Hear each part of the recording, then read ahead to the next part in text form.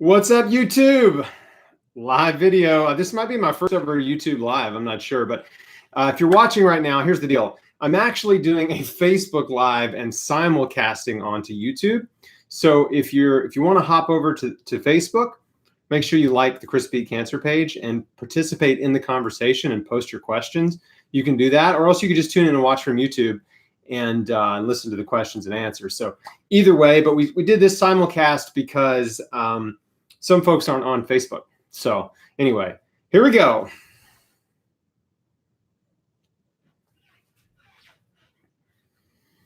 All right, what's up, Facebook friends, YouTube friends? We are simulcasting live right now. It's the Square One live Q&A for patients. So there's a couple rules. One is if you are a cancer patient, please post your questions. If you're not a patient, please don't post any questions. Tomorrow night, I'll be doing a live Q&A again on Facebook for prevention-related questions, and that'll be at 8 p.m. Eastern. Tomorrow night, Sunday night, August 26th, 8 p.m. Eastern, same time as we're doing now, okay? So this is specifically for patients, and I want to make sure I get to as many questions as possible. And hey, what's up, Aaron? Anyway, so that's rule number one. It's really the only rule that I can think of.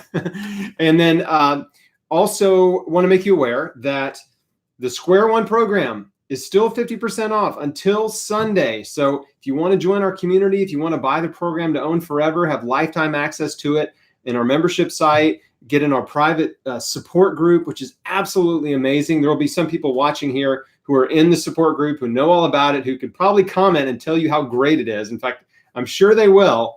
We'll have some current Square One members in here commenting, and I can't wait to see what they say. But again, if there's still time to get it at 50% off, you can always buy it. You can buy it next week, next month, whatever. But it's 50% off right now during the free screening, and it's going to be 50% off until Sunday. So now's the best time to buy it if you haven't yet, and you get 6 months of private Q&As with Square One members. You get to be in our Square One support group forever. You get lifetime access to the program to go over it over and over again. You get an extra digital pass you can give to someone you care about. So all that stuff you get. So I hope you'll jump in and join our private Square One community. Okay, let's start this Q&A. So post your questions now. Moisha says it's thebomb.com. She's talking about Square One. All right, first question I can see is from Lisa. How often and for how many days should I fast?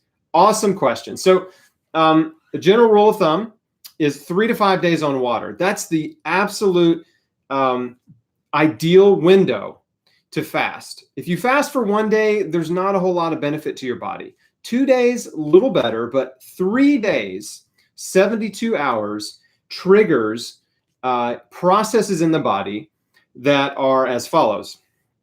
It triggers protection, detoxification, repair, and stem cell activation. So your body switches into ketosis, and when it does, your healthy cells hunker down to protect themselves, and cancer cells become weak because they don't adapt to fuel switching like normal cells. So fasting weakens cancer cells. But here's the miracle that happens. So it really starts to get good on day 3, and then that benefit accelerates through days 4 and 5, and it'll continue. But you want to shoot for a 3 to 5 day window. Now, on day 6, when you start eating again, what happens is your body ramps up production of new cells because old and damaged cells die off during a fast. Okay, now that might sound scary, but it's not, because think about your immune system for a second. Think about your immune system like an army. And if you have a bunch of old, elderly soldiers, in the army, they're not going to be very good soldiers, right? So think about, you have a lot of old, elderly, what are called senescent immune cells that really don't need to be there, right? And during a fast, those old and damaged cells die off. And when you start eating again on day 4, or let's say day 6, your body ramps up production of new stem cells, new immune cells. And so it reboots, repairs, regenerates your immune system. Not just your immune system. This happens in multiple systems, multiple organs, in the body. So fasting is amazing. I'm talking about water fasting, okay? So there's an alternative to it, which is called the Prolon fasting mimicking diet. You can also do that. It's a couple $100 for the kit. It's 5 days worth of meals. Prolon is the name of the company. I've done it. It is an alternative to fasting that's fasting mimicking. So it's a restricted plant-based diet, very low in calories, but you do get to eat 3 meals a day, but they're very small little meals. And it's a little easier than a straight water fast. And arguably the benefits are pretty close. So people always ask, can I take supplements during a fast? The answer is yeah, supplements don't typically interfere with the benefits of fasting, but you want to be careful because when you haven't eaten and you take a supplement or a handful of supplements on an empty stomach, it could make you nauseous, right? Or it could give you cramping or stomach aches or something. So you could be more sensitive to supplementation during a fast than you would a normal day where you're eating 2 or 3 meals a day. Okay. Let me scroll back up to the questions. Man, they're coming in fast. I'm going to try to get to as many as I can. All right. Bear with me as I scroll back up. Okay. Diana, I don't know, says, just diagnosed with stage 0 DCIS. Would love your thoughts about monitoring and mammogram alternatives. Yeah, absolutely. So stage 0 DCIS is a form of breast, quote unquote, cancer that many in the industry are trying to get reclassified. So they don't even call it cancer anymore because it's very slow growing and often doesn't turn into cancer. So it's nothing to freak out about, okay? But you should monitor, and you should use it as a wake-up call to radically change your diet and lifestyle to do the things I talk about in Square One. So having said that, someone close to me found a lump in their breast, and I advised her to get a thermogram.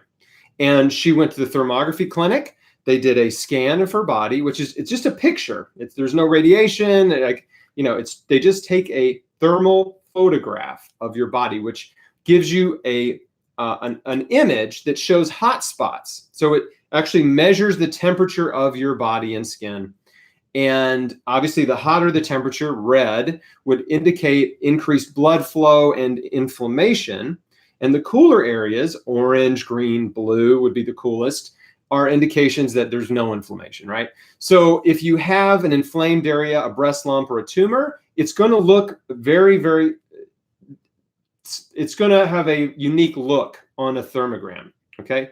On a thermography scan. Now, thermography doesn't diagnose cancer, but any professional, with the particular place that my friend went, they did the scan, they send it off to the lab, and MDs evaluate the scan and give you a report back on their recommendations, okay? But that's non-invasive, it's inexpensive, and you can do it without a doctor, and it's just a way to keep an eye on things.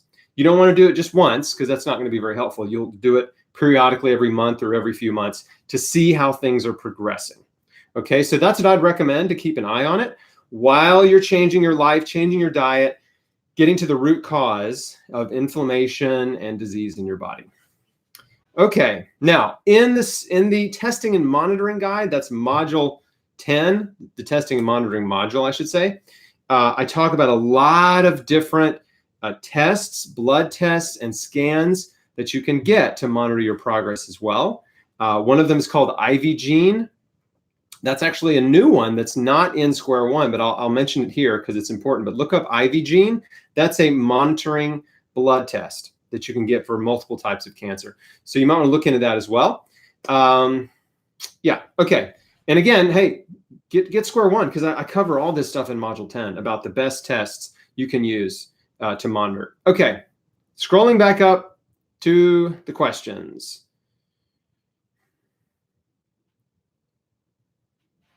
Krista says, you mentioned eating walnuts and almonds. Are there other nuts that you recommend or nuts to stay away from? Can I eat them raw or do they need to be sprouted? Thank you. Tree nuts are the best. Okay, so there have been multiple studies on tree nut consumption and cancer survival. They improve cancer survival. Well, almonds and walnuts are tree nuts, so are pecans. Okay, so there's a lot of different tree nuts, Brazil nuts, pistachios.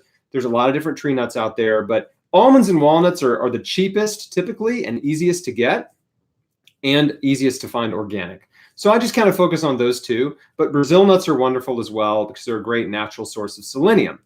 So nuts to avoid, really peanuts. Peanuts are the main nut you want to avoid. Also, some people say avoid cashews because they can be prone to mold and fungus like peanuts. Interestingly, there's a study on my site on chrisbeatcancer where they found that tree nut consumption increased cancer survival, but peanut consumption didn't have any effect.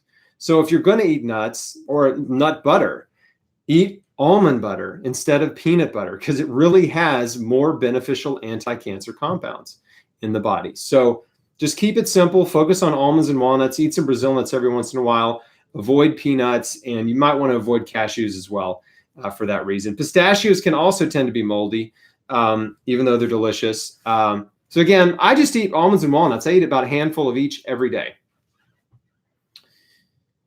Okay. Can we have air popped popcorn? So you can. Organic corn, right? Popped is okay. But here's the thing. If you're going to eat something, you really want to focus on eating foods that are the most nutrient dense and have the most anti-cancer benefits in the body. So you're better off eating nuts, a handful of nuts or some fresh fruit for a snack versus popcorn. Because eating popcorn is kind of like filling your stomach up with styrofoam, right? I mean, it's not bad for you like styrofoam would be, but there's just not much there, okay? You're not really giving your body anything great to work with compared to fruit or nuts for a snack or even vegetables, right? So it's okay, but not bad. But again, I just want to encourage you to focus on foods that are really, really strong health promoters. All right. Marcella says, what are your thoughts on cannabis oil for hormone-positive cancers? Well, I don't have any thoughts on cannabis oil for hormone-positive cancers specifically, but I do think cannabis oil can be very helpful for healing cancer. Now, there's a lot of research on it. That's happening right now. There's some wonderful patient testimonials and anecdotal evidence that cannabis oil has helped people heal their cancers. So that's great. The problem with it is it's illegal in most states and many countries. So you have to make it illegally. You have to, buy it illegally and make it illegally and hope you don't get caught with it. So that's a challenge for a lot of people. But if you can find it and make it, why not add it to the protocol? We know that it's a pain reliever, very effective pain reliever. It's a stress reliever. It increases appetite and helps people sleep better. So there's a lot of benefits, and there are some anti-cancer compounds in there as well. So I'm all for it. If you can find it and make it and add it to your protocol, go for it. Now, CBD oil is an alternative that's legal, has some of the benefits of cannabis oil, but not all. You can get that anywhere. There's a very well-known, reputable company that sells it that you can Google. It's called Charlotte's Web. So if you Google Charlotte's Web CBD oil, you will find their website, and they've been around for a while. There's a lot of everybody and their mom is selling CBD oil, and who knows what kind of quality is, but Charlotte's Web's been around a while, and they are a reputable brand. Okay. All right. Moving on here.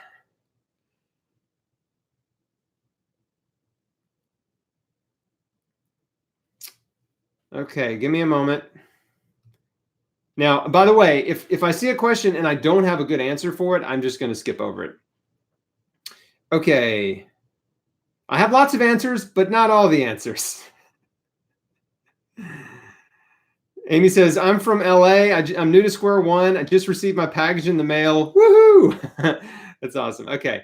And let me just do this. Since you brought that up, I just want to show you what you get. If you buy Square One, like, it's so great. I can't explain it like effectively, but look, if you buy the program, you get the transcripts book. And the transcripts book is the whole program written. So you can read the entire program broken into chapters, but not just that, it's got an A to Z, I don't know if you can see this, you can't really, it's got an A to Z index of terms, which is super good. And it costs some money to get that created. But so you can look up amla, you can look up apple cider vinegar, you can look up coriander, you can look up Dr. John Christopher, Dr. Dennis Burkitt, eggs, enzymes, essential oils, like all these topics that I cover in the course, you can go straight to the page they're in with that comprehensive index. Plus, all the scientific references that I cite are in here as well. And you can look them up and read and learn for yourself. So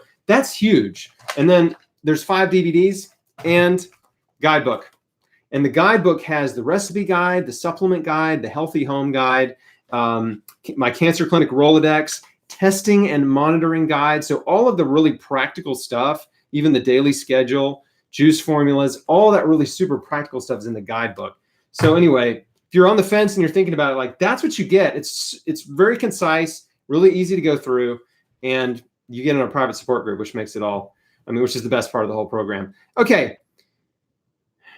Nicole says, if we avoid biopsy of a lymph node, how do we confirm if it's cancer? Well, I talk about this in the testing and monitoring guide. You cannot confirm that it's cancer without a biopsy. Okay? You can't.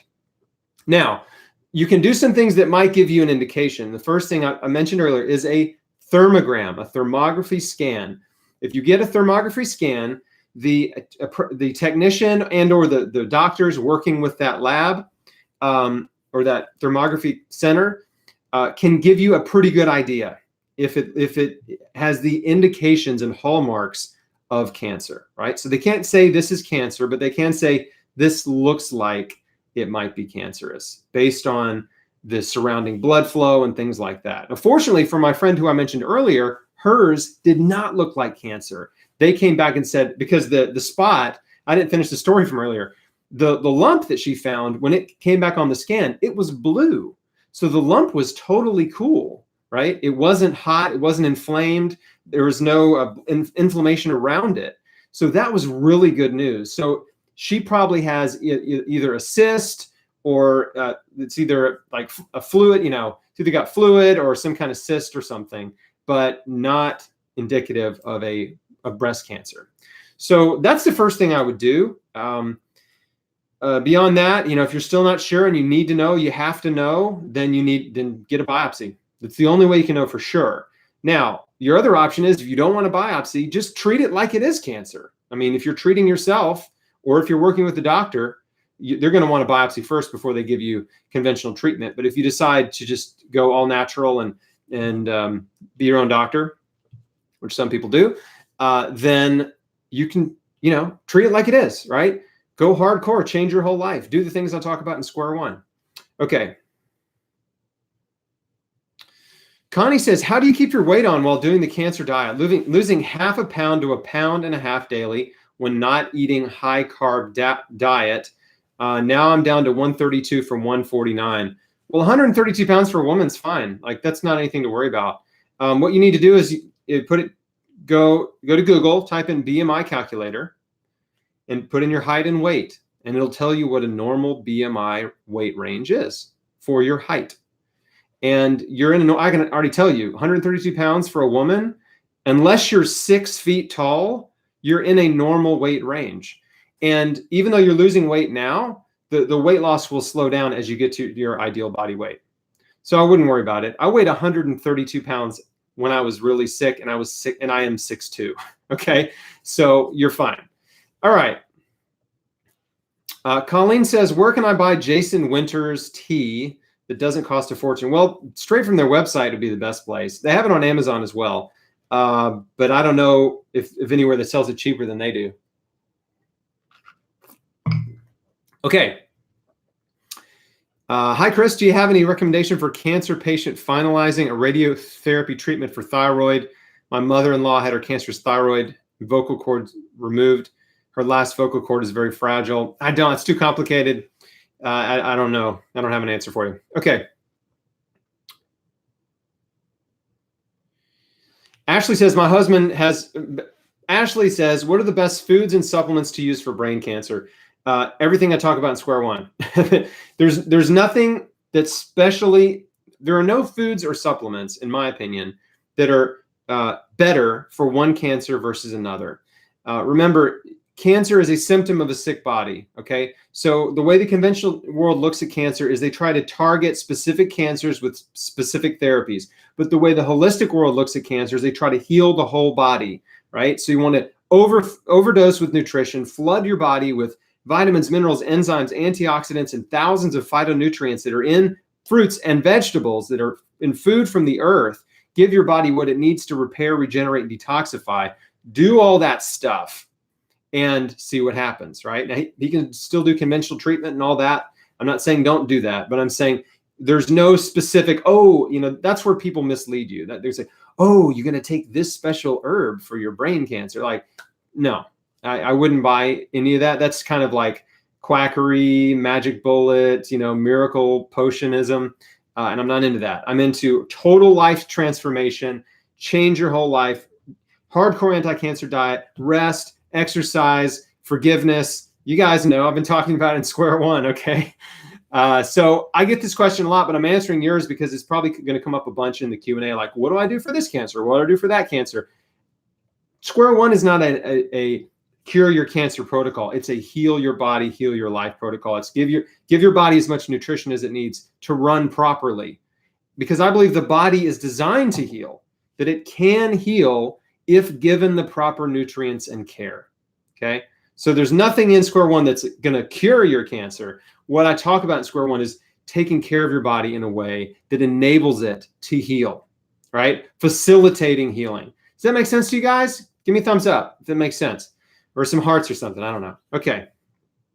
But it's hard to break out of that sort of old mentality, right? Which is the conventional mentality, which is, oh, we have a drug for your, you have this condition, we have a drug for it, right? But the drugs never cure the condition, do they? Right? If the drugs cured the condition, then you'd only need one prescription and you would never have to refill it. Think about how many drugs don't work that way, right?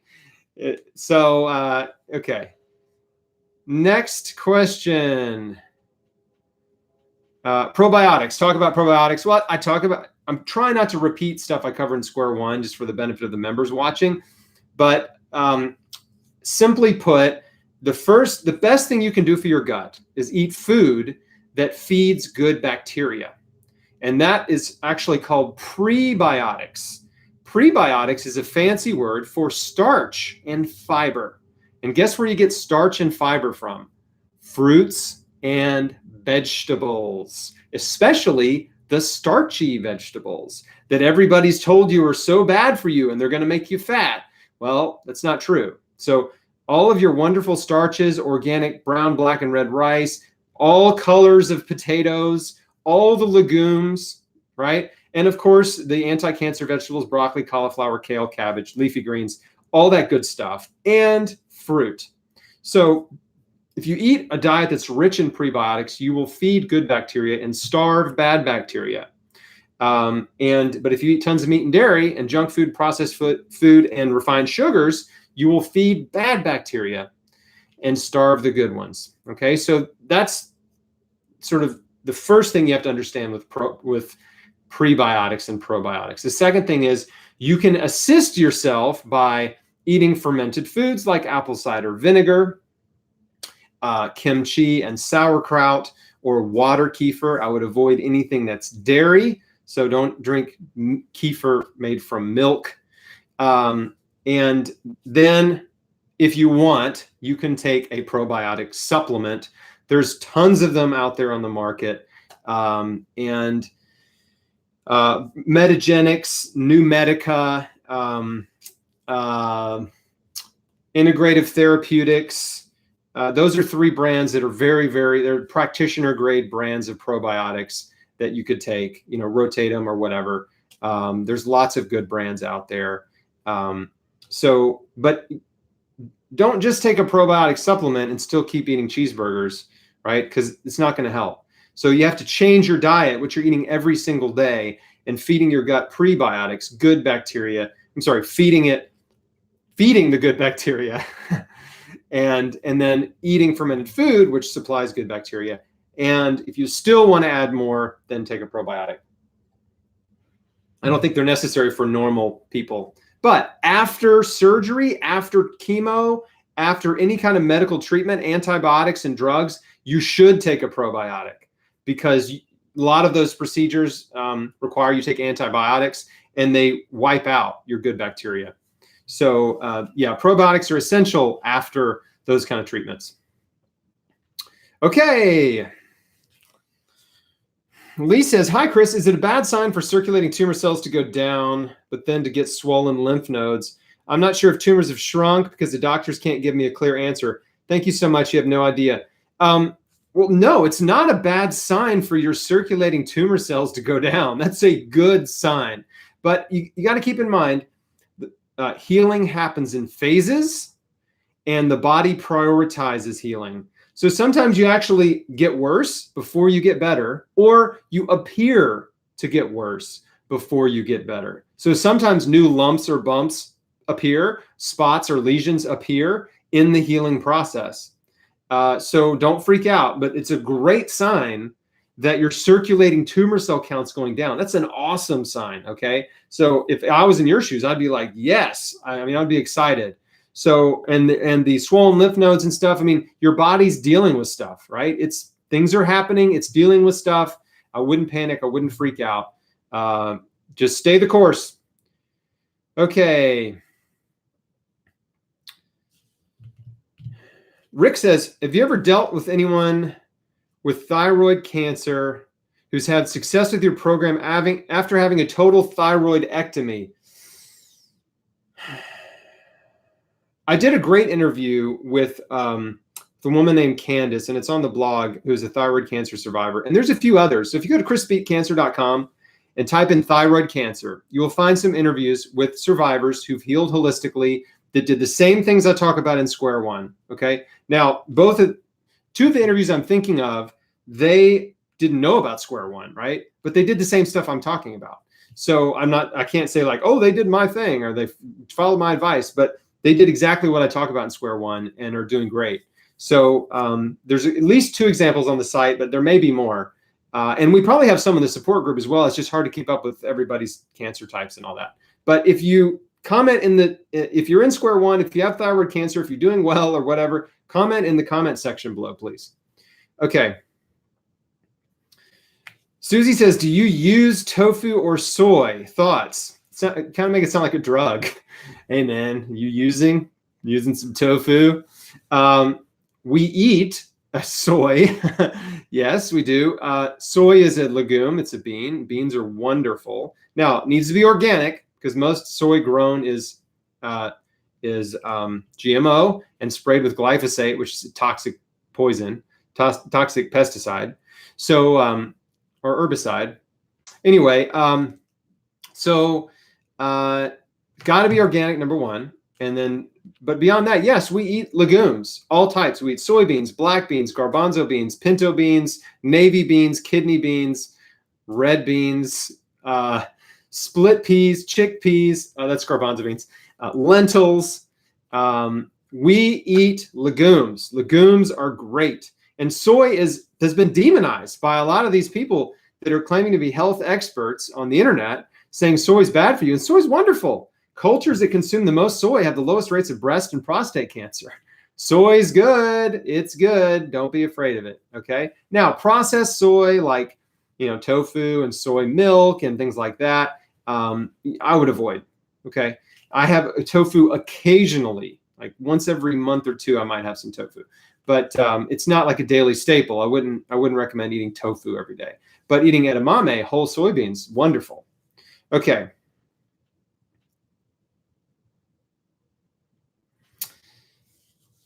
Lori says, you talk about tumors rather than leukemia. Can you talk about that? It's interchangeable, right? Cancer is cancer. Yes, there's 200 different types of cancer, but the principles of health and healing are the same. Doesn't matter which cancer type, right? Your body needs loads of antioxidants. It needs loads of vitamins, minerals, enzymes, and phytonutrients in plant food. It needs those things, right? It needs clean water. It needs fresh juices. Man, get them in there. Okay. And you need to remove all the toxic stuff that you're eating and that you're surrounded with. So it doesn't matter if it's leukemia, lymphoma, like sarcoma, it doesn't matter to me. Like, I just want to, like, your body needs this stuff. Doesn't matter what cancer type. Okay. You understand? Makes sense? Makes sense? Lisa says the Budwig protocol uses dairy. A lot of people call it Budwig, but her name is Joanna Budwig. That was her name. If you met her in person, she would tell you her name was Joanna Budwig. So anyway, yeah, I'm not a big fan of that protocol. I do know some people who've healed cancer that was included, but it wasn't the only thing they did. They had a radical life change, right? They changed everything. And many of them, that was the only form of animal food they ate, was cottage cheese and flax oil blended together, which is known as the Budwig protocol or the Budwig protocol. I'm not a fan of it because I think dairy is too risky, too many hormones that can fuel cancer growth. And so I don't talk about it in Square One. I don't tell people they should eat it. It might be okay, but I've never met anyone that said all I did was eat that and my cancer went away. So I don't know. I just don't put much stock in it. Okay, and I've read her books. Like I know all about her. She was a brilliant woman, and I have great respect for her. Okay.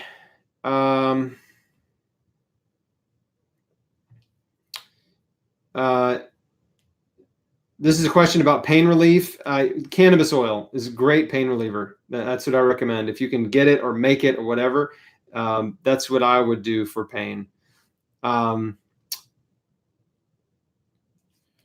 Okay. Len says, Square One is the bomb diggity.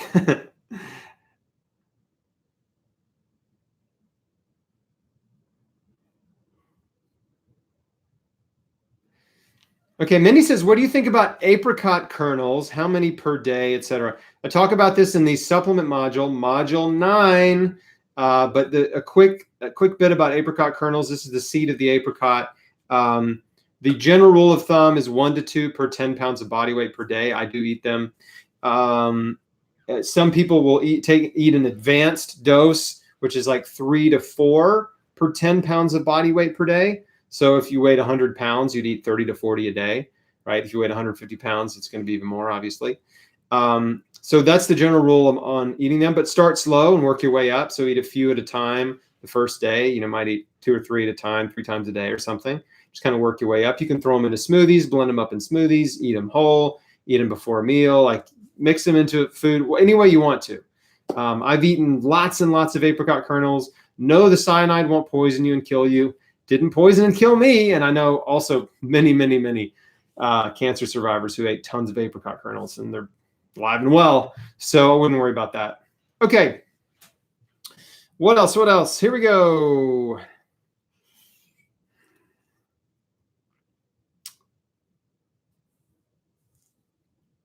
So Kim says, why are so many people doing chemo and believing in it when it kills 87% of the people on chemo? Okay, well, that stat isn't accurate. It doesn't kill 87% of people. But, and by the way, my position, I'm very critical of the cancer industry, right? But I don't tell people don't do chemo. I don't tell anyone don't do surgery, right? Or don't do radiation. I am showing people studies from the industry on the perils and pitfalls, limitations of those treatments so that you can make an informed decision, right? You can make it the best decision for you. And we support everybody in Square One. So whether you're doing chemo or radiation surgery or none or whatever, I just want to help you take care of yourself, right? You can work with the doctor. You can do what the doctor says. That's great, but that's not enough, okay? If you do everything your doctor says, it's not enough, right? You're still rolling the dice on your survival because many of you have seen people in your life go through cancer, do everything the doctor said and nothing more, and didn't work out well for them, right? The cancer shrunk or it went away temporarily, then it came back worse, then they got treatments that were even more aggressive and it really started to wreck their body, and then they lose a bunch of weight, their hair falls out, they become emaciated, right? And they just go down this downward spiral. So again, not trying to scare anybody, but that is the reality for many cancer patients, okay? But we can't just say that chemo kills 87% of the people, or the common one is that, chemo only works 2% of the time. Like, it depends on the cancer type. So if you have testicular, chemo works really well for testicular cancer. It works pretty good for lymphomas and leukemias, although it doesn't, they have a longer survival. But for solid tumor cancers, the progress that the industry has made has been little to none in terms of survival, in terms of the death rate, right? That's the ultimate measurement of success. Has the cancer industry improved the death rate of breast cancer, brain cancer, lung cancer, ovarian cancer, cervical cancer, colon cancer? And the answer to those is basically no. This is the craziest statistic. I talk about it in Square One. The overall death rate for cancer has only improved about 5% in the last 60 years since the introduction of chemotherapy. 5% improvement in 60 years, right? That's crazy. It's crazy. And it's mainly, the only reason it's even 5% is because they've made big improvements in childhood leukemia and testicular cancer and lymphomas, but they've made almost no improvement in the death rate for solid tumor cancers. So anyway, it's a long answer. I know I just went on a big rabbit trail, but I just want to educate you guys. Okay.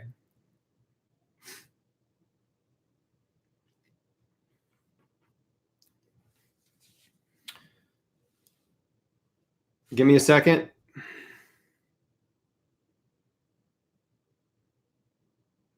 Aaron says, can I make all my juices for the day the night before? Can I make all 8 glasses at night and store them for 12 to 18 hours? Yeah, you can. Juices will stay fresh for 2 to 3 days. So you don't have to make them and drink them immediately. I mean, it is the freshest when it's immediate, but if you make it, put it in an airtight mason jar, it's still going to be good. They've done tests where the enzyme activity in juice stays consistently high for 3 days. So you can make bigger batches. The most important thing is just to make the juice and drink it, right? Whatever way you makes sense for you, just make it and drink it, right? If you notice the fresh juices that they sell in health food stores, the ones that are not pasteurized, they typically have a 3-day expiration date on them. So what I did every morning is I made a huge batch for the day and I drank it throughout the day. And sometimes I'd have a little left over and I'd finish it the next day. So that's what I recommend people do. But again, you can make a bigger batch that could last you 2 to 3 days. You'll be fine. Keep it in airtight jars, keep it refrigerated, and just stay on it.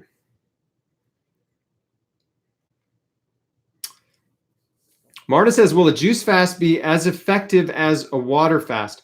No, it will not, because you're giving your body too many calories typically on a juice fast, and it doesn't induce the same level of ketosis. It doesn't trigger stem cell regeneration like a water fast does, or like a fasting mimicking diet, which triggers ketosis, okay? Different than a ketogenic diet, which is people eating a bunch of bacon and eggs and coconut oil. Don't do that. But the prolonged fasting mimicking diet is plant-based. And it's mostly nuts and seeds and things like that. And some soups, and that's pretty much it. Okay. What are your thoughts on alkaline water? I think it's overpriced and unnecessary, and you shouldn't drink it because it won't help you. I think you need a Berkey water filter, which is the best water filter on the planet for a number of reasons. If you want to, I made a video about it, chrisbeatcancer.com/Berkey, Berkey. That's what I've used for years. It's just an awesome water filter. It's portable, doesn't require electricity or water pressure. The filters last up to 11 years. It's great. Okay. Is it okay to combine enzymes with SCAC on an empty stomach? Yes, I think so. I wouldn't have any problem doing that. Vitamin D3, how much to take to get rid of cancer cells? I had a blood test and got a 48. Well, vitamin D, I don't know how much to take to get rid of cancer cells. I don't know how to answer that question, but the optimal levels are around 60 nanograms per milliliter. So 48 is pretty good, okay? Because a lot of folks are under 30, right? Or even under 20, which is the danger zone for vitamin D blood levels. So you want to get it between 40 and 60, definitely. And probably it's based on the available research that I've seen, 60 to 80 may be the best range to be in. Now, higher than 80, I'm not sure that there's a benefit there. And there could be a detriment. I'm not sure. Okay. But between 60 and 80 is where you want to be. So it sounds like you're doing pretty good. You may want to take a little bit more per day than you're taking now. Typically, to get into the 60 to 80 range, a person would need to take 10,000 international units per day or up to 20,000. So somewhere between 10 and 20,000 to get it up into that range. But if you there's a test. If you look up a website called D-Action, they have a test you can order to check your vitamin D levels, and I think it's only $50, $50 vitamin D test that you can order through them to see what your levels are. But you need to check periodically, because if you're taking high doses of vitamin D, which is the #1 anti-cancer vitamin, by the way, not saying it cures cancer, but it is the #1 anti-cancer vitamin for prevention and healing. You need to test periodically, because if you don't, you can end up with your levels like crazy high. So, and you don't want to be taking too much for too long. You got to get that perfect little amount. I take about 10,000 international units a day. That's what I do. Okay.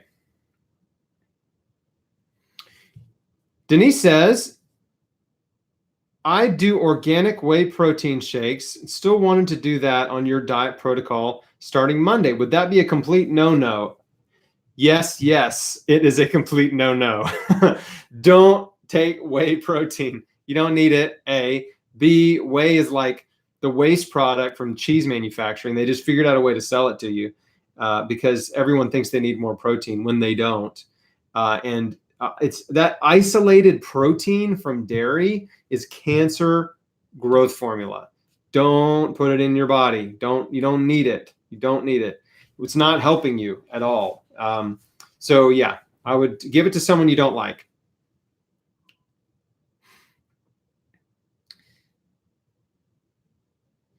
Jen says, I'm taking cisplatin chemo. Should I take turmeric and antioxidants? Is it counterproductive to be on chemo in square one? No, it's not. Square one is designed to help all cancer patients, right? Because nutrition is the foundation of health. Now, individual supplement protocols like high-dose turmeric or things like that, that's something you need to talk to your doctor about if you're doing chemo. But the nutrition, the exercise, the stress reduction, the faith component, all of that stuff that I talk about in square one, which in great detail you need to do, right? It's not going to interfere with chemo. It's only going to help your body thrive. It's going to help your body repair, regenerate, and detoxify. It's going to give good nutrition to your healthy cells. It's going to give anti-cancer nutrition to the cancer cells. Okay? So, yes, square one is for you. It's for all cancer patients. Okay.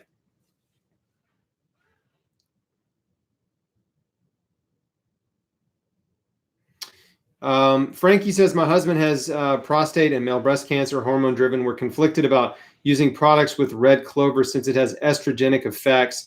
I don't know. I wouldn't really worry about it. So there's a lot of confusion about that.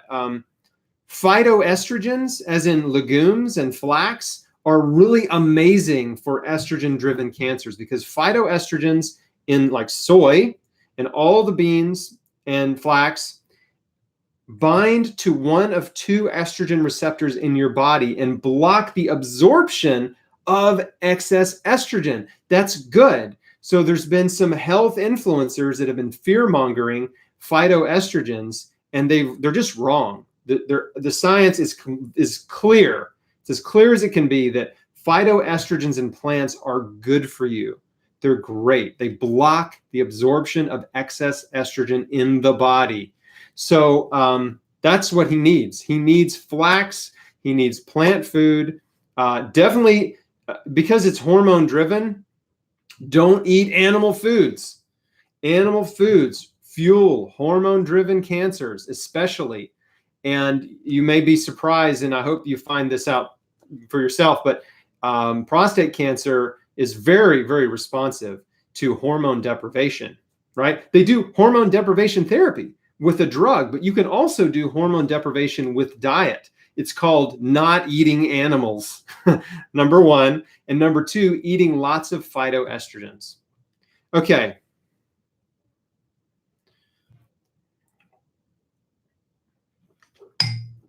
Okay. Kimberly says, is Dr. Mark Spengler legit? I don't know. Okay.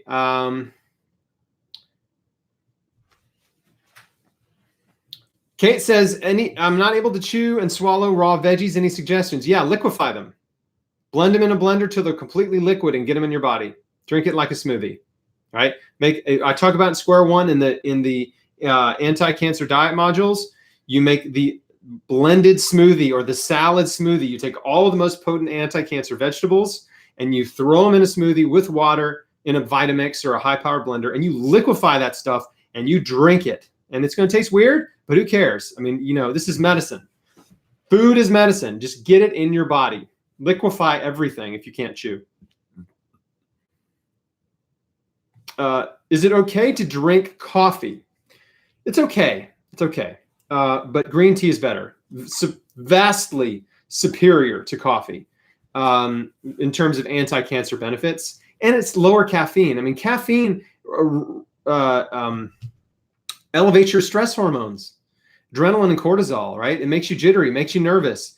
Yeah, it gives you energy and wakes you up, but that's like it's a fake it's a stimulant, right? It's an artificial stimulant. That's not how you don't want to be in this cycle of like stimulating yourself awake and then crashing and all that. And then, if you stop drinking coffee, you have withdrawal and headaches. So I'm not a big fan of coffee for those reasons. Now, there are studies that have found that people who consume coffee have lower rates of certain types of cancer. One of them is liver cancer for some reason. Coffee does have antioxidants in it, and healthy. There's healthy benefits of coffee, but green tea is superior. So if I could talk you into green tea, I'm trying. That would be better for you. Okay.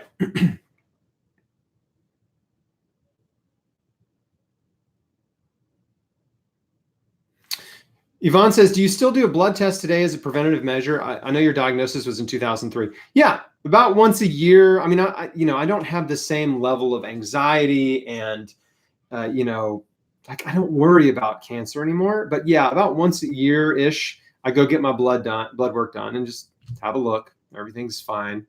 Super healthy. All my levels are normal. I had a few years ago, I had blood work and I had some elevated liver numbers, and not liver cancer, but just some elevated liver enzymes. And, we're like, oh, well, that's weird. Like, what's going on? And then I had it checked again later and they were fine, So things happen in the body, sometimes it's just work dealing with stuff you don't see or know about. That is the one thing about blood tests is it is a snapshot in time, and there could be some stuff going on in your body that you didn't know about. And sometimes it can trigger unnecessary anxiety, But anyway, okay. I had blood work every 30 days for almost for the first about 2 years of cancer. So we were keeping a very close eye on my blood work for the first 2 years. Linda says, I'm a diabetic post-surgery for pancreatic cancer. Will your program interfere with my blood sugar levels? Okay, so here's the thing about diabetes. Diabetes is a disease that's caused by fat. It's not caused by sugar. It's a disease of fat toxicity. And what happens is when you eat a diet that's really high in saturated fat, butter, and when you eat meat and dairy and animal products, and especially if you overeat, if you get overweight, you have fatty deposits in your muscle tissue and your organs all throughout the inside of your body. And those fatty deposits prevent the absorption of glucose. It hinders your cells and your muscles' ability to use glucose efficiently. And so what happens is your blood sugar stays high because the sugars from the food you eat can't get into the muscle tissue to be used and to other tissues. So the sugar is not the problem. The problem is the fat, okay? Now, when you eat a plant-based diet, you eliminate saturated fat, animal protein, you're going to lose weight. You're going to get back down to your normal body weight, and your body's going to shed and break down all that internal fat. And it's going to quickly adapt and begin to use sugar correctly. So you might have elevated blood sugars in the beginning, but your body will, as it heals, they will go back down to normal. And my blood sugar is normal. And if you saw the amount, I eat tons of fruit every day. I eat, 15 servings of fruits and vegetables every day. Okay. And I can tell you, if fruit caused diabetes, I would be a diabetic. So fruit's not the problem. But it does take time to turn it around. There's an amazing website called Mastering Diabetes that if you are someone, obviously you have diabetes, but for anybody else watching, if you know someone with diabetes or you have diabetes, go check out Mastering Diabetes, because they will tell you the same things I'm telling you. And they're type 1 diabetics who have helped people reverse and get diabetes under control with basically a diet that's rich in fruit. Tons and tons of fruit, tons and tons of whole food carbohydrates, starchy vegetables, and fruit. So those foods are wonderful for you, but it does take time to heal and to reverse, type 2 diabetes caused by fat toxicity. If you have type 1, again, Mastering Diabetes is an amazing resource, because those guys are both type 1 and just thriving on a plant-based diet with tons of carbohydrates that everybody loves. Okay. Are coconut liquid aminos okay to use? We have some in the fridge and we use them sometimes. They're okay. Yeah, I think they're okay. I mean, definitely better than typical liquid aminos or soy sauce, because those two are so high in sodium. Okay. What about balsamic vinegar? I'm not a big fan of it. I think apple cider vinegar is better. Is it okay to drink a beer just once in a while? Well, if you're healthy, it's fine. It's not a big deal. But if you're trying to heal cancer, I would be hardcore. I wouldn't mess around with alcohol if you're trying to heal cancer. I would just, it's not forever, just for now. Remember that. Not forever, just for now. So some point in the future when you're well, yes, you can enjoy beer, a glass of wine, things like that, mixed drink with some friends. But while you're healing, you need to be hardcore, because we so easily slip back into our old ways, and one beer turns into two, turns into weekly, turns into nightly, so I think you should avoid. Okay. Liesel says, I've read that antioxidants can make cancer worse. Your thoughts? Great question. There's a couple studies on antioxidants making cancer worse, but these were isolated antioxidant supplements. Okay. These are not antioxidants from food. These are isolated supplements, specifically vitamin A and vitamin E, taken in isolated supplement form, completely unnatural form. So if you watch the supplement module, notice I don't tell people to take vitamin A or vitamin E. Because again, there were some studies where they had two groups of cancer patients. They gave one, vitamin A supplements, and their cancer got worse faster than the group that they didn't give them to. Same with the vitamin E thing. So don't worry about antioxidants from fruits and vegetables, though. They're amazing. They're great. So the reason you have cancer is not from eating too many fruits and vegetables. Okay.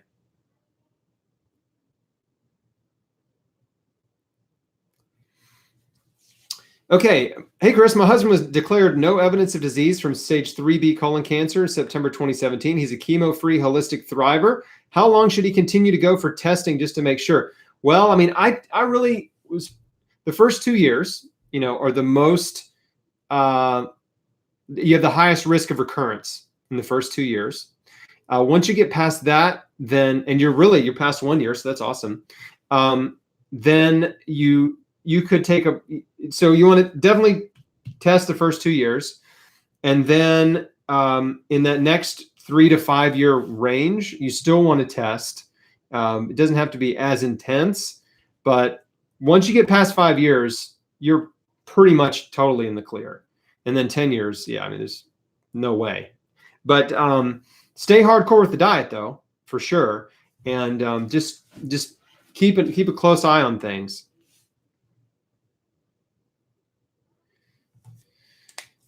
This is amazing. Jimmy Smith, your plan reduced my PSA by 50% in just 3 months. 3 months, 50% reduction in PSA. Come on, give me some thumbs up. Give me some love for that. Isn't that amazing? So, but Jimmy says, but I don't read much about prostate cancer in your material. Well, that's because Square One is not individual cancer specific, right? Like, it's for the whole body. It's just to help your body heal everything. All right. So, but I do reference one of the best prostate cancer studies ever published.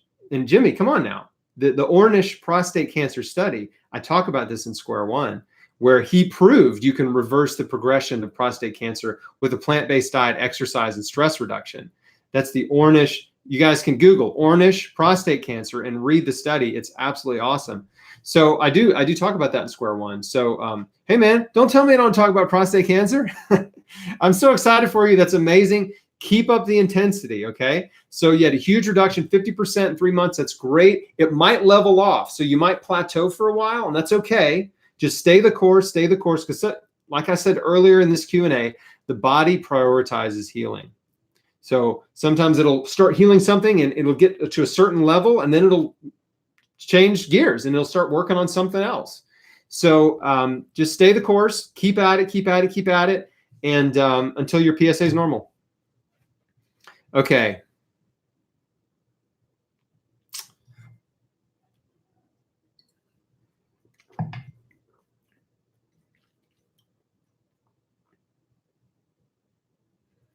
Okay. Marina says, if you're on a plant-based diet, can you consume eggs? And what about potatoes? I wouldn't consume eggs because eggs are super high in cholesterol, and cholesterol fuels cancer growth. Also, they're high in hormones, which fuel cancer growth. So I wouldn't eat eggs. I wouldn't eat anything from an animal if you're trying to heal cancer. Second thing, potatoes are wonderful. So don't be afraid of the potato. Potatoes can keep you alive for years. If you just had bags of potatoes, you would be fine, okay? But focus on the colorful potatoes because they have more antioxidants and phytonutrients. So purple potatoes are amazing, right? Or sweet potatoes are wonderful. Always eat the skins because that's where all the antioxidants are. I mean, way more than the inside of the potato. But yeah, enjoy, have potatoes. Potatoes are good, okay? French fries, no. Potato chips, definitely not, right? But boil some potatoes, bake some potatoes, enjoy potatoes. They're fine, okay? Just eat tons of fruits and vegetables. And I talk about the most potent anti-cancer vegetables in Square One, the cruciferous vegetables in the allium family, but you also need those starchy vegetables too, because they really are what fill you up and satisfy you. So those are great to eat at night. If you have a giant salad and then have a potato with it, right? Or have a side of lentils or beans or rice or peas, right? Or all of the above.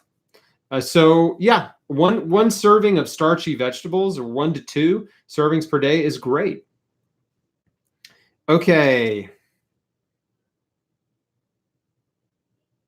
And just for fun, if anybody wants to Google this, there was a guy who ate only potatoes for a year. Only potatoes. Like just Google man eats potatoes for a year and you'll find this guy's story. He was overweight. He had some unhealthy blood work numbers and things like that. Decided to only eat potatoes for a year. And in 1 year, he lost weight. All his blood markers, like cholesterol went down, like all this good stuff. I mean, it was all good only from eating potatoes. So they've just been demonized. And the reality is most of the potatoes we eat are junk food potatoes, right? They're French fries and potato chips, right? And they're not whole baked potatoes or boiled potatoes. So they're fine. We love the, what are they called? Idaho Gold. Is that right? But they're yellowish potatoes. And they have this like delicious buttery flavor with no butter. Like, so we love, my wife made some potato soup a couple nights ago and it was great. Love that. Okay.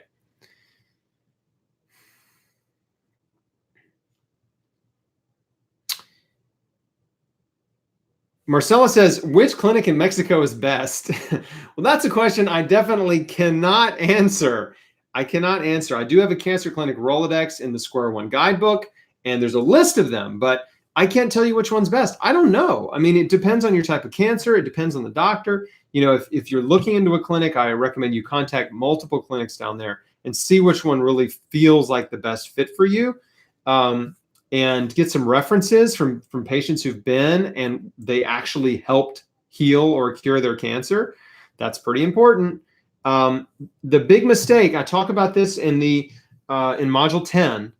I'll repeat it here briefly, but The big mistake that a lot of patients make is they run down to a clinic in Mexico and they spend $30, $40, $50,000 thinking they're going to get cured in 3 weeks or something. And that doesn't happen. Like, just doesn't happen. I've been down to a bunch of these clinics. I've been through them. I've toured them. I know many of the doctors and owners of these clinics down there. Okay. I am an insider. I know things. I'm just telling you, the clinics are not going to cure you. What's going to cure you is radically changing your life at home. Okay. Radically changing your diet, your lifestyle, getting rid of stress, dealing with bitterness and unhappiness and negativity, and forgiving people who've hurt you, getting right with God. Those are the things you got to do. Okay. But 50 grand at a clinic in 3 weeks, it's just a medical vacation, and you're going to come back 50 grand poorer and still have cancer. So, but some people are going to go anyway, whatever. And having said that, there is a Rolodex in the guidebook of clinics that I trust, right? But I even have that disclaimer in the guidebook about don't go expecting a cure in 3 weeks. Okay, the best case scenario is you get a jump start. And I will say this, there are people that go to the clinic and in 3 weeks, their cancer markers improve, their blood work improves, their energy levels, improve. They get out of wheelchairs, right? So wonderful things are happening in 3 weeks. It's just not enough time for someone to fully recover. I mean, you'd really need to be down there for several months at least. And I do know someone that went to one of the clinics down there for several months and they didn't get better. So that happens too. And that costs a lot of money. Okay.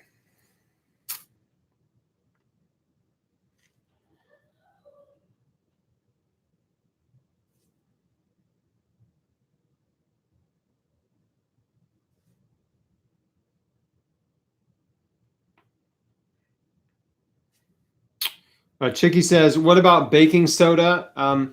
That's the baking soda is kind of one of those like quackish cancer cures that I'm not a big advocate of.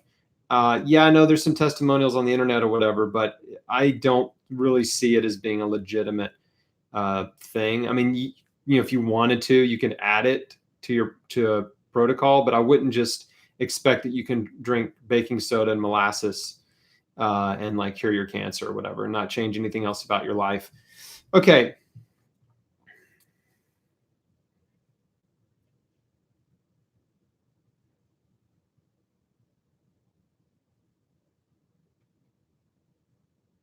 Bear with me here.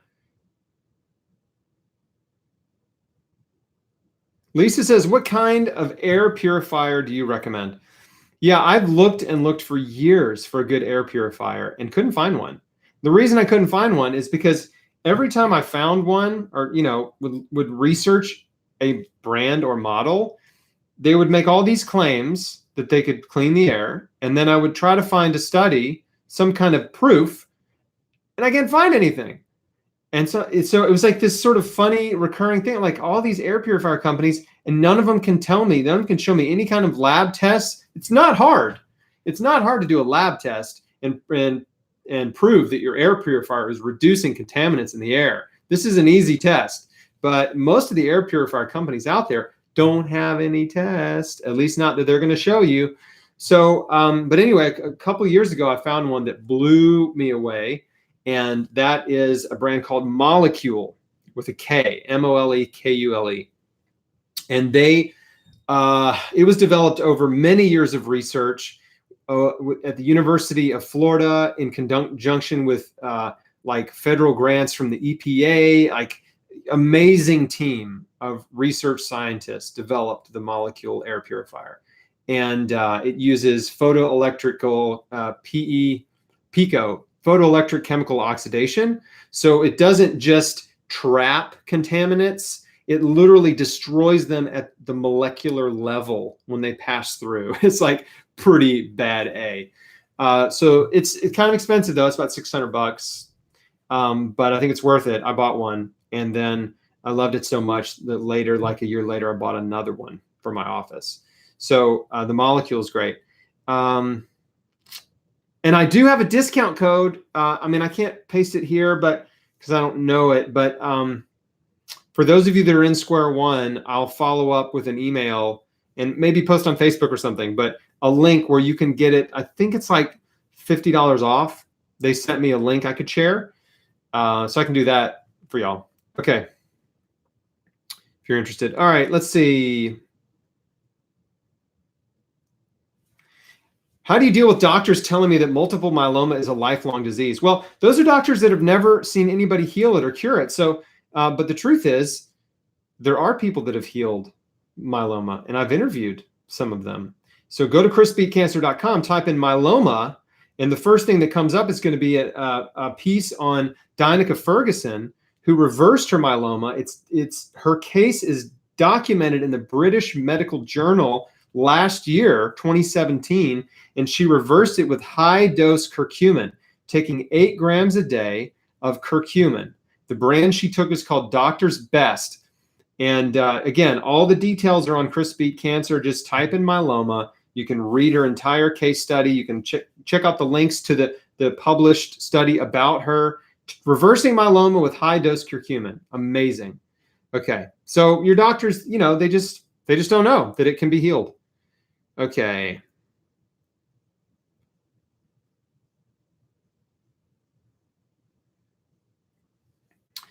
Chris says, is there a safe limit to having CT scans, x-rays, mammograms in a year? How much is too much if there is such? Well, yeah, I mean, every one you have increases your risk of a future cancer. So you really want to be very careful about radiation exposure. Diagnostic x-rays, right? It's ionizing radiation. Yeah, does increase your risk. Now, the increase is small, but it does grow every time you have a scan. Now, an x-ray is the lowest, right? A CT can be the equivalent of several hundred x-rays, right? So I wouldn't worry too much about one x-ray, but CT scans are high dose. Mammograms are the equivalent of multiple 20 to 50 x-rays, I think, in a typical mammogram. So I'd avoid those too. Just get them as few as possible. I had CTs every 6 months for the first couple of years, and then I was like, I'm done, like no more. And I didn't know anything back then either. I didn't realize that no one told me, like you. Like, has anyone told you? Did the doctor tell anyone here that the CT scan is the equivalent of 300 to 500 x-rays? Right? Did anybody? So I'm guessing I'm not seeing any response. So the answer is no. If the answer is no, give me a mad face. But yeah, doctors aren't telling their patients that it's like a pretty high amount of radiation. So I don't know how much is too much for 1 year. I mean, typically if they give you radiotherapy, there is a sort of legal limit. Oh, there we go. There are all the people saying like angry faces because nobody told them.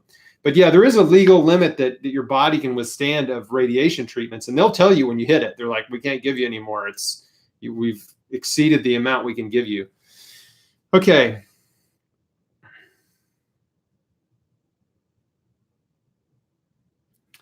Deborah says, I finished my chemo for a rare cancer. It has a high rate of recurrence.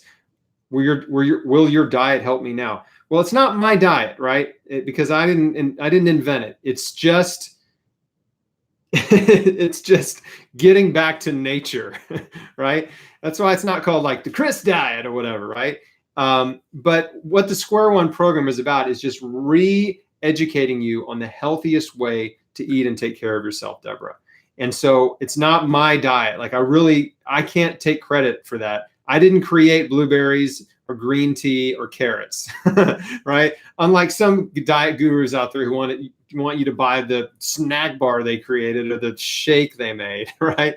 They legitimately created that crap. But I didn't create fruits and vegetables. I'm just telling you to eat them. And yes, they will help you so much. So Square One is all about making choices that will help you, right? And eliminating the things in your life that are working against you.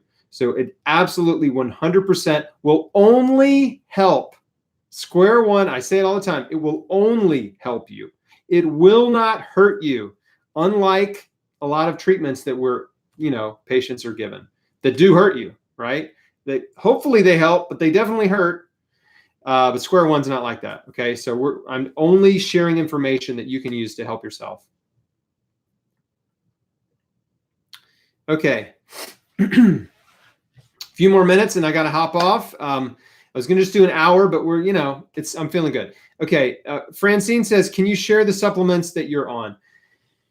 Right now, I take a very minimal amount of supplements because I think that generally speaking, you don't need supplements to be healthy. Okay. The healthiest, longest living populations around the world don't take a whole bunch of supplements with the lowest rates of cancer. So the vast majority of nutrition that your body needs comes from food, fruits and vegetables. So, but there's a couple key supplements. One of them is vitamin D. And the reason vitamin D is so key is because most of us, we live too far north. If you're in the US, if you live north of Atlanta, right, you're so far north from the equator, you're not getting good sun. And so the sun produces vitamin D in the body, but most of us don't get enough sun. We're indoors all the time. We're not in the sunshine. We're fully clothed. And then if you live really far north, summer's only 2 months long. So vitamin D is an essential supplement unless you live near the equator. So I take vitamin D every day, about 10,000 international units. Some days I skip, I don't have like a rigid formula, but I take it almost every day. B12 is necessary. It's just an important vitamin that you need to take if you eat a plant-based diet and if you eat a meat-based diet, because meat is most people are deficient in B12. So those are the two key ones. I take beta-glucans every day, transfer point beta-glucans from Better Way Health. I love to take curcumin because it has so many anti-cancer benefits. So I'll rotate curcumin brands like Bosmeric, one I talk about in Square One from Better Way Health, or I'll take like the straight curcumin, like I mentioned earlier, Doctor's Best, or there's one called AFI on Amazon, that's C3 complex curcumin. So I'll take those, and those are my key staples. And then I'll rotate through things. So I'll get on a kick, and let me think of what I took recently. I'll get on a kick and take black seed oil for a while, or what did I take? I'm just trying to think. I'm trying to imagine bottles in my drawer of supplements that are not there now because I finished them. But I don't know. I can't think of it. But I'll just get on kicks and take stuff, periodically. But I take moringa every day. I take amla powder every day. But I don't consider those supplements because they're whole foods. Yeah. Okay.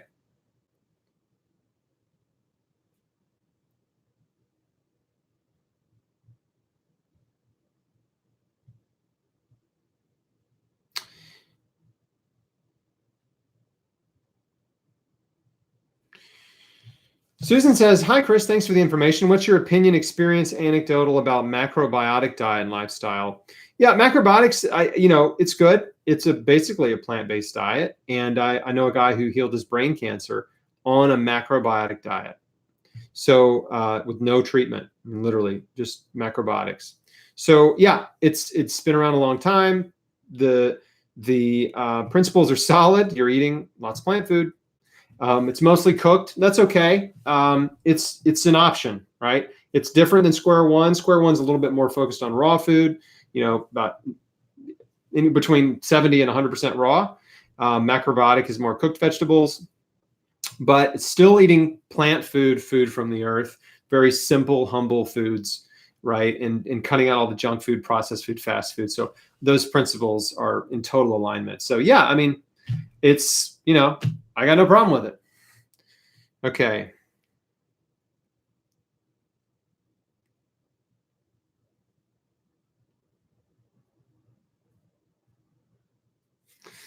Okay, hang on. Let's see.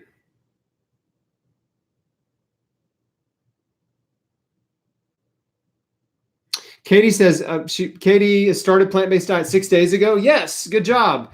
Had stage 3 breast cancer, did chemo, double mastectomy, just did radiation. Will this lifestyle change help me avoid possible recurrence as well as boost my immune system? Yes, right? It's not Chris's cancer care that's helping you. It's just fruits and vegetables, exercise, stress reduction. Everything I talk about in Square One will only help you. Only help. Go for it all the way, okay? And we know specifically for breast cancer, there was a study where they found that breast cancer patients who ate a minimum of 5 servings of fruits and vegetables per day, walked 30 minutes a day, had a 50% decreased risk of recurrence after 9 years.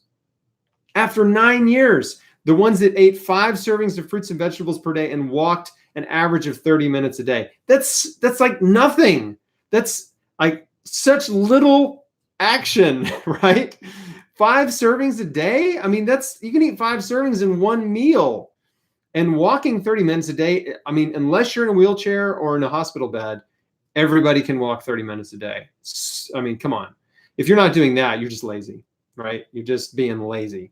So that's good news for you, Katie, because if you're following square one, you're eating 10, 15, 20 servings of fruits and vegetables per day. And you're definitely exercising 30 minutes a day, walking, running, karate, yoga, like whatever. Like you're out there taking control of your life and changing everything. And you're flipping genetic switches in your body, genes that are anti-cancer genes. You're flipping those genes on, and you're flipping off genes that promote cancer growth. So you're doing all kinds of amazing things if you follow the principles I talk about in square one. Again, it's not stuff that I made up. It's just stuff that I organized. I found it. I did the research. I lived through it. I did it in my own life. I've watched all these other cancer patients do these things to heal. And I just brought it together for you and said, hey, this is what people are doing to heal. You should do it too, because it can only help. Okay.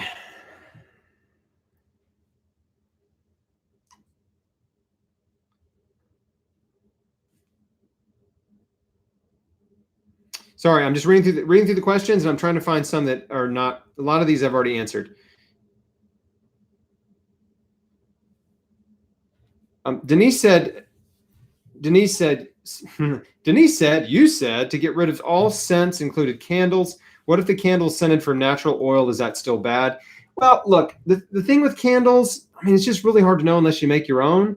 But when you're breathing in a scented candle, air freshener, a lot of the time you're breathing in a toxic substance, right? Some kind of toxic chemical fragrance that's not good. Now, if it's from essential oils or something, then it's probably okay.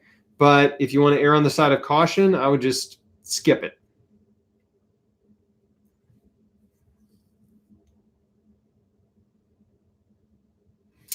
Rick says, I just started 90-day fruits and vegetables.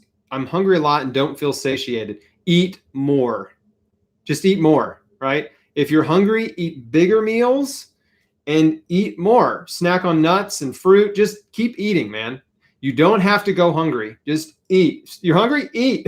Eat. Okay? It's good. Like, you're hungry for a reason.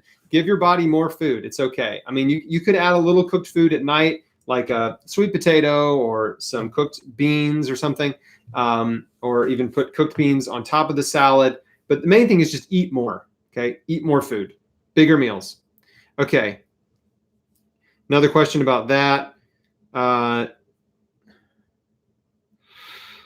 What's your take on eating for your blood type? It's basically been debunked by some legitimate scientific studies that looked into it that were not conducted by the guy who authored the blood type diet. So I don't really put any stock in it.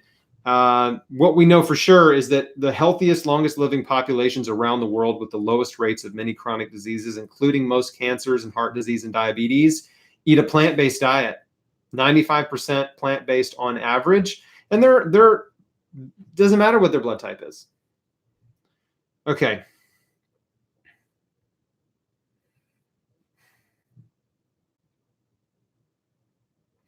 What are your thoughts on using salt during the first 90 days? So I recommend that when you first start square one and you're eating all raw, just eliminate salt, okay? Because you don't need it. You don't need salt on a salad. You don't need salt in your juices. You don't need it in a smoothie. You don't need it on an apple. Why do you even need it, right? The only time you need salt is on cooked vegetables. And if you are eating some cooked veggies, I would eat them, put every spice in the world on them except for salt, okay? So put cayenne pepper, put turmeric on them, put, oregano, just like load them up with all kinds of delicious spices, but leave off the salt, okay? Because our palates are, as Americans eating, and many Europeans too, eating a Western processed food, industrialized, modern diet, we eat way too much sodium, way too much salt, and we've basically, our palates have become numb to salt, right? So when you eliminate it from your diet at first, some foods taste kind of bland, right? Cooked food. You can compensate for that with lots of other spices, but it takes about a couple weeks to adapt. But then once you adapt, food starts tasting really good. And then you become super sensitive to salt. And if you start using it again at some point in the future, although you may not miss it at all, if you use it at some point in the future, you need very little.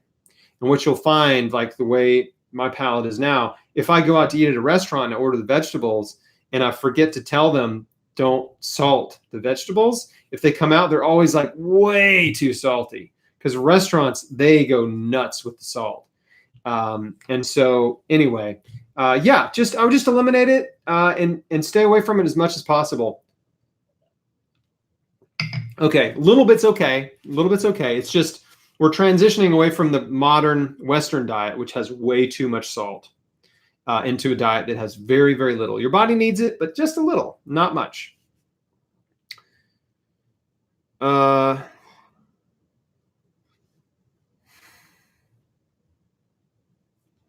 Robbie says, how do I keep my B12 levels up? Just take B12. It's cheap. It's easy. Just take it. Yeah, just take B12 if you're having problems keeping it up.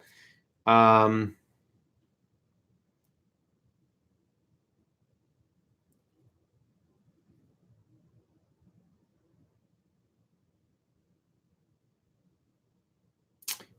bear with me here. I'm going to try to answer a few more questions in the next 10 minutes. Okay.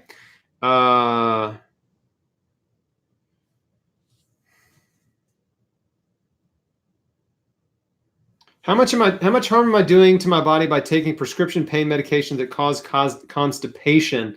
My bowel movements are regular and once or twice a day since changing to a whole food plant-based diet. That's good.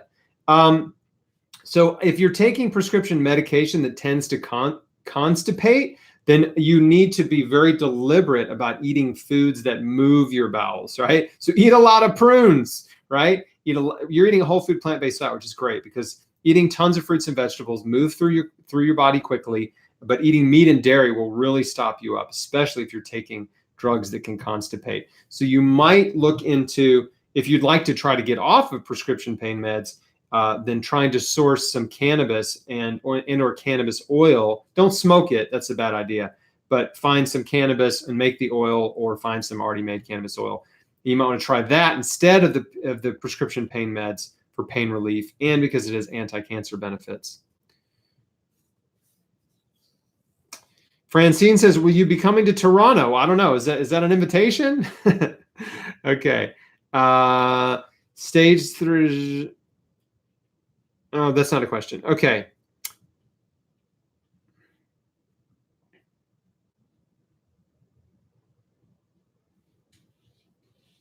If you have a limited income, what would be the top items for your protocol? Fruits and vegetables, right?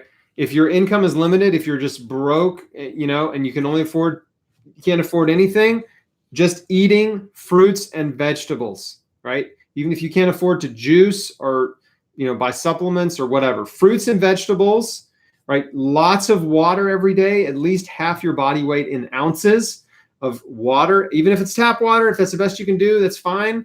And exercise, walking at the minimum 30 minutes a day. You need 150 minutes a week of exercise. That's sort of the ideal minimum, 150 minutes a week. So if you break that down, 30 minutes a day, 6 days a week, it's less than 30 minutes a day, right? Because 20 minutes a day, 6 days a week is 120, right? So 30 minutes a day is 180, 6 days a week. So just shoot for 30 minutes a day of walking, brisk walking. Do a little jogging if you can. It's just as much as you can, right? Get a little sweaty, huff and puff, get out of breath, get your blood pumping. Like, just alternate walking and running for 30 minutes around your neighborhood. Wonderful. And only eat fruits and vegetables from the earth. If you can't get organic, it's okay. If you can't afford organic, it's okay. But eat broccoli, cauliflower, kale, cabbage, onions, mushrooms, garlic, oats, apples, oranges, pineapples, papaya, blueberries, raspberries, strawberries. Eat fruits and vegetables. Okay.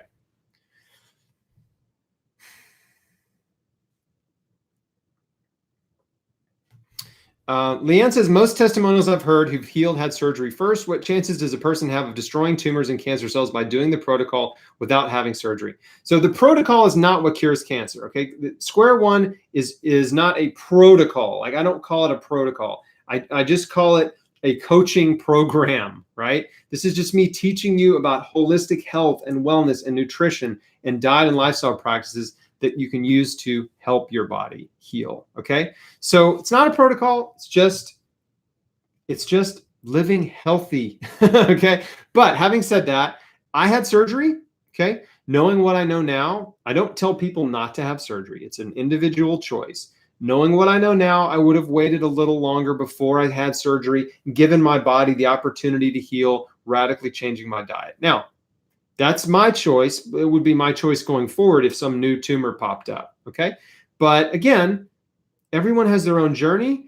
And if you want to have surgery, if you just want to get the tumor out of you, hey, man, get the surgery. I said, hey, man, but this is a Leanne, so you're probably not a man. But lady, so have surgery if you feel like you should. If the doctors really strongly advise you should have surgery, then maybe you should. But I do know people who have healed without surgery. Okay. So some people have surgery and they refuse chemo. Some people have surgery and chemo and they refuse radiation. Some people refuse them all three treatments and get well. I've interviewed a ton of people that have healed in different ways. The most remarkable, of course, and the ones that I tend to highlight are the ones that healed with no conventional treatment or healed after conventional treatments failed, right? Because that proves something, doesn't it? That proves something remarkable. Now, if you have conventional treatment and let's say you follow the Square One program, radically change your life along with conventional treatment, and the cancer goes away and you stay cancer free, awesome, you're alive, yay, we'll celebrate. But what the doctors are going to say, well, yeah, you did chemo, that's why your cancer's gone, right? They're never going to give credit to diet and lifestyle. But when you see these interviews with people who've healed by only doing diet and lifestyle therapies, that means something more, right? That can't be ignored. So anyway, again, some people, yes, they have surgery first. Some people don't. It's your call. Okay. Oh, a few more minutes left. Okay. Let me see if I can find a good question to answer.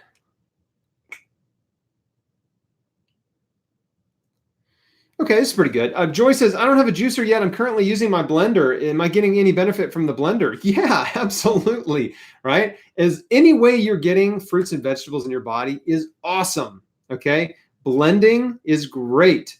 Juicing is great too. All right. So think about it this way. You're going to eat 3 meals a day, breakfast, lunch, and dinner. Right? That's the whole food. Right? So it could be 3 meals and it could be food in a bowl, food on a plate. Right? Or food blended up in a blender, right? That's a whole food meal. Juices don't replace a meal. They're supplemental, right? You're drinking juices throughout the day, like medicine, about every hour on the hour to keep those vitamins, minerals, enzymes, and anti-cancer nutrients circulating in your blood. So that's the value of juicing. I'm often asked, like, juicing, which is better, juicing or blending? No, they're totally different, right? Juicing is not a meal replacement unless you're doing a juice fast. It's a supplement to the healthy meals you're already eating. So you can't make juice with the blender, but you can make an amazing smoothie with it, and you should. Okay. So, but if you don't have a blender, look on eBay, look on Craigslist, ask around, post on Facebook. Did I say blender or juicer? Anyway, I'm talking about juicing. Ask on Facebook, hey, does anybody have a juicer they're not using that I could buy or borrow from you? Guess it. Somebody does. People have juicers in their cabinets, in their attics. They've collected dust. They're not using them. So it's easy to get your hands on a juicer. You'll be shocked, right? Yard sales, Craigslist, free on Facebook. Ask your friends. Get a juicer. Find one. They're just ask. They're out there. Okay. All right. Been on for 90 minutes. Y'all are amazing. I'm sorry I couldn't get to all the questions. I mean, if I was on here for 6 hours, I probably still couldn't get to all the questions. So I have no idea how many are posted here. But tomorrow night, I'll be back. back. And tomorrow night is the prevention Q&A. Again, if you're a patient, you're welcome to ask questions tomorrow night as well. All right. But I want to focus more on prevention questions if possible. But again, that's tomorrow night, 8 p.m. Eastern, 7 p.m. Central, 6 p.m. Mountain, 5 p.m. Pacific on Facebook again. And I'll be back on YouTube for y'all watching as well. If anybody watching on YouTube wants to get their questions answered, then follow my Facebook page and you can jump in and ask your question and I'll see it in the Facebook feed.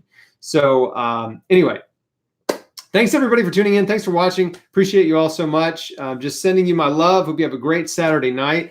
And again, last thing, the big sales pitch, Square One still 50% off. So if you want to join our community, get lifetime access to the program, go through all the modules as many times as you want, share them with people you care about, like jump on it because it's still 50% off till Sunday.